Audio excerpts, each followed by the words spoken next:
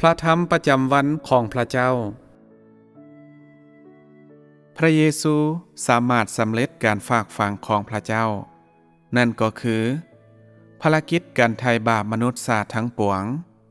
ย้อนว่าพระองค์ได้แสดงถึงการคำนึง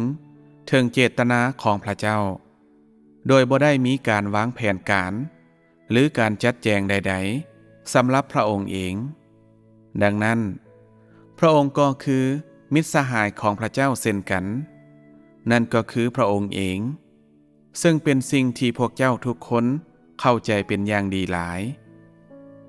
พระองค์สามารถวางแผนการคุ้มครองของพระเจ้าใส่ศูนย์กลางแท้ๆและอธิษฐานหาพระบิดาที่อยู่ในสวรรค์อยู่เสมอและแสวงหาความประสงค์ของพระบิดาที่อยู่ในสวรรค์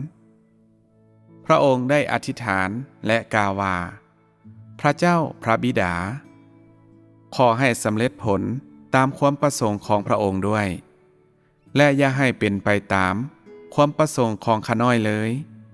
แต่ขอให้เป็นไปตามแผนการของพระองค์มนุษย์อาจอ่อนแอแต่เป็นอย่างพระองค์จึงต้องเป็นห่วงพวกเขาด้วยมนุษย์ซึ่งเป็นคือกับมดในมือของพระองค์จะคู่ควรกับความห่วงใย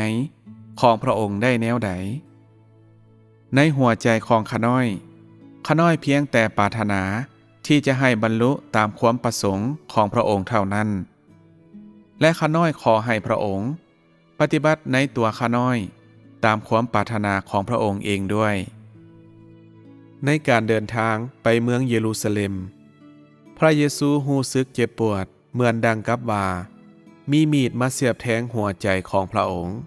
แต่พระองค์ก็บ่เคยมีเจตนาที่จะคืนคำเว้าของพระองค์แม้แต่น้อยเดียวมีพลังอำนาจบางอย่างที่กระตุ้นให้พระองค์เดินหน้าไปหาบอนที่พระองค์จะถูกขึงใส่เทิงไม้กางเขนอยู่เรื่อยๆในที่สุดพระองค์ก็ถูกตอกตะปูใส่ไม้กางเขนและกลายเป็นเหมือนเนื้อหนังที่เต็มไปด้วยความบาปสำเร็จภารกิจแห่งการไถ่บาปของมนุษย์ชาติพระองค์ได้เป็นอิสระจากโซ่เหล็กแห่งความตายและแดนมรณะต่อหน้าพระองค์ความตายนรกและแดนมรณะได้หมดอำนาจของพวกมันและถูกทำลายโดยพระองค์พระองค์มีชีวิตอยู่ได้33 ปีซึ่งตลอดระยะเวลานั้นพระองค์ได้ปฏิบัติสุดความสามารถของพระองค์เพื่อตอบสนองต่อเจตนาของพระเจ้าตามภารกิจของพระเจ้าในเวลานั้น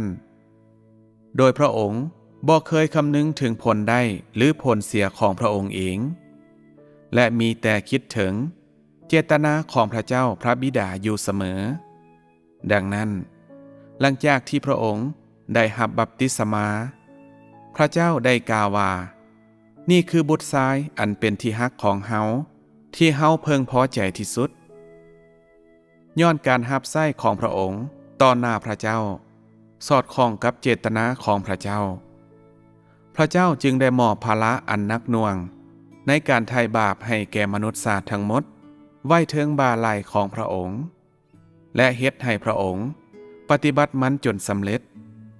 และพระองค์มีคุณสมบัติและมีสิทธิ์ที่จะสำเร็จหน้าที่สำคัญนี้ตลอดชีวิตของพระองค์อดทนกับการทนทุกข์หลายจนนับบ่ถ้วนเพื่อพระเจ้าและพระองค์ได้ถูกซาตานล่อลวงจนนับบ่ถ้วนแต่พระองค์ก็บ่เคยท้อใจพระเจ้ามอบหน้าที่อันใหญ่หลวงให้กับพระองค์เพราะพระเจ้าไว้ใจพระองค์และฮักพระองค์และด้วยเหตุนี้พระเจ้าจึงได้กล่าวด้วยตนเองว่านี่คือบุตรชายอันเป็นที่ฮักของเฮาที่เฮาเพึงพอใจที่สุดในเวลานั้นมีเพียงพระเยซูเท่านั้นที่สามารถปฏิบัติการฝากฝังนี้ให้สำเร็จและนี่คือลักษณะตัวจริงหนึ่งอย่างที่พระเจ้าสำเร็จภารกิจของพระองค์ในการไถ่บาปมนุษย์ชาติทั้งหมดในยุคแห่งพระคุณ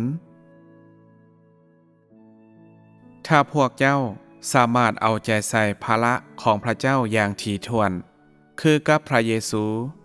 และกบฏต่อเนื้อหนังของพวกเจ้าพระเจ้าจะมอบหมายหน้าเวียกที่สำคัญของพระองค์ให้แก่พวกเจ้าเพื่อว่าพวกเจ้าจะบรรลุเงื่อนไขที่จำเป็นในการรับใช้พระเจ้ามีแต่ภายใต้สถานการณ์ดังกล่าวเท่านั้นพวกเจ้าจึงจะกล้าเว้าว่าพวกเจ้ากำลังปฏิบัติตามความประสงค์ของพระเจ้า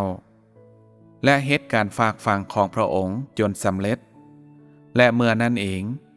พวกเจ้าจึงจะกล้าเว้าว่าพวกเจ้ากำลังรับใช้พระเจ้าอย่างแท้จริงเมื่อสมเทียบใส่ตัวอย่างของพระเยซูแล้วเจ้ากล้าเว้าว่าเจ้าเป็นมิตรสหายของพระเจ้าบ่เจ้ากล้าเว้าว่าเจ้ากำลังเฮ็ดตามความประสงค์ของพระเจ้าบ่เจ้ากล้าเว้าว่าเจ้ากำลังรับใช้พระเจ้าอย่างแท้จริงบ่มื้อนี้เจ้าบ่เข้าใจวิธีการรับใช้พระเจ้าเจ้ากล้าเว้าว่าเจ้าเป็นมิตรสหายของพระเจ้าบ่ถ้าเจ้าเว้าว่าเจ้ารับใช้พระเจ้าเจ้าจะบ่หมิ่นประมาทพระองค์บ่ให้คิดเกี่ยวกับมันเบิ่งเจ้ากำลังรับใช้พระเจ้าหรือตัวเจ้าเองเจ้ารับใช้ซาตานแต่เจ้าเว้าอย่างดื้อด้านว่าเจ้ากำลังรับใช้พระเจ้าซึ่งในสิ่งนี้แล้วเจ้าบ่ได้หมิ่นประมาทพระเจ้าบ่หลายคนที่อยู่ลับหลังเฮาปรารถนาอยากได้ผลประโยชน์จากสถานะพวกเขาใส่ใจตนเองแต่เรื่องอาหารพวกเขามักการรับนอนและเอาใจใส่กับเนื้อหนังอย่างถี่ถ้วนย่านอยู่เสมอว่าจะบ่มีทางออกสำหรับเนื้อหนังได้พวกเขาบ่ปฏิบัติหน้าที่ที่ถูกต้องของพวกเขาในคริสตจักรและไปคริสตจักรเพื่อกินของฟรีหรือถ้าบ่ดังนั้นพวกเขาก็ตักเตือนอ้ายเอ่ยน้องของพวกเขาด้วยพระธรรมของเฮาจำกัดคนอื่นจากตำแหน่งที่มีสิทธิอำนาจผู้คนเหล่านี้มักว่าพวกเขาปฏิบัติตามความประสงค์ของพระเจ้าและเว้าอยู่เสมอว่าพวกเขาคือมิตรสหายของพระเจ้าแล้วนี่บ่แม่นเรื่องให้สาระบ่ถ้าเจ้ามีแฮงจงใจที่ถูกต้องแต่บ่สามารถรับใช้ตามเจตนาของพระเจ้าแล้วเจ้าก็กำลังเป็นคนที่โง่จ้าแต่ถ้าแฮงจูงใจของเจ้าบ่ถูกต้องและเจ้ายังบอกว่าเจ้ารับใช้พระเจ้าแล้วเจ้าก็เป็นคนที่ต่อต้านพระเจ้าและเจ้าควรถือพระเจ้าลงโทษเฮาบ่มีความเมตตาสำหรับผู้คนดังกล่าวในเฮือนของพระเจ้าพวกเขาเอาเปรียบคนอื่นลงไหลกับความสุขสบายทางเนื้อหนังอยู่เสมอและบ่เคยคำนึงถึงผลประโยชน์ของพระเจ้าพวกเขามีแต่แสวงหาสิ่งที่ดีสำหรับพวกเขาอยู่เสมอและพวกเขาบ่เคยใส่ใจเจตนาของพระเจ้าเลยพวกเขาบ่ยอมรับการกวดสอบของพระวิญญาณของพระเจ้าในสิ่งใดก็ตามที่พวกเขาเฮ็ดพวกเขาทุจริตและหลอกลวงและซอโกงอ้ายเอ่ยน้องของพวกเขาอยู่เสมอเป็นคนสองหน้าคือกับหมาจอกในสวนองุ่นที่ลักกินหมากองุ่นและเหยียบย่ำสวนองุ่นอยู่เสมอผู้คนดังกล่าวจะสามารถเป็นมิตรสหายของพระเจ้าได้บ่เจ้าเหมาะสมที่จะได้รับพรจากพระเจ้าบ่เจ้าบ่แบกรับภาระสำหรับชีวิตของเจ้าและคริสตจักรเจ้าเหมาะสมที่จะรับเอาการฝากฝังของพระเจ้าบ่ผู้ใดจะกล้าไว้วางใจคนคือเจ้าเมื่อเจ้ารับใช้แบบนี้พระเจ้าจะมอบหมายหน้าเวียกที่ยิ่งใหญ่ให้กับเจ้าได้บ่สิ่งนี้จะบ่เฮ็ดให้ภารกิจเกิดการซักซ่าบ่เฮาเว้าแบบนี้เพื่อว่าพวกเจ้าอาจจะฮู้ว่ามีเงื่อนไขอย่างใดที่ต้องปฏิบัติตามเพื่อรับใช้ให้สอดคล้องกับเจตนาของพระเจ้าถ้าพวกเจ้าบ่มอบหัวใจของพวกเจ้าให้กับพระเจ้า ถ้าพวกเจ้าบ่แสดงให้เห็นถึงการคำนึงต่อเจตนาของพระเจ้าอย่างถี่ถ้วนเหมือนดังพระเยซูแล้วพวกเจ้าก็บ่สามารถเป็นคนที่พระเจ้าไว้วางใจได้และในท้ายที่สุดแล้วก็จะถูกพิพากษาโดยพระเจ้าบางเทื่อในมือนี้ในการรับใช้พระเจ้าของเจ้ามีเจตนาเพื่อหลอกลวงพระเจ้าอยู่เสมอและพัวพันกับพระองค์พอเป็นพิธีอยู่เสมอสรุปคือบ่ว่าหยังก็ตามถ้าเจ้าหลอกลวงพระเจ้าการพิพากษาที่ให้ปานนี้จะมาหาเจ้าพวกเจ้าควรใช้ประโยชน์จากการหาก็เข้าสู่เส้นทางที่ถูกต้องในการรับใช้พระเจ้าเพื่อมอบหัวใจของพวกเจ้าให้กับพระองค์ก่อนโดยบ่ต้องมีความจงรักภักดีที่เด็ดเดี่ยวบ่ว่าเจ้าจะอยู่ต่อหน้าพระเจ้าหรือต่อหน้าคนอื่นๆหัวใจของเจ้าควรหันเข้าหาพระเจ้าอยู่เสมอและเจ้าควรเด็ดเดี่ยวที่จะรักพระเจ้าเหมือนดังพระเยซูในวิธีนี้เท่านั้นพระเจ้าจึงจะเฮ็ดให้เจ้าสมบูรณ์เพื่อว่าเจ้าจะได้กลายเป็นคนรับใช้พระเจ้าที่สอดคล้องกับเจตนาของพระองค์ถ้าเจ้าปรารถนาที่จะถูกเฮ็ดให้สมบูรณ์โดยพระเจ้าอย่างแท้จริง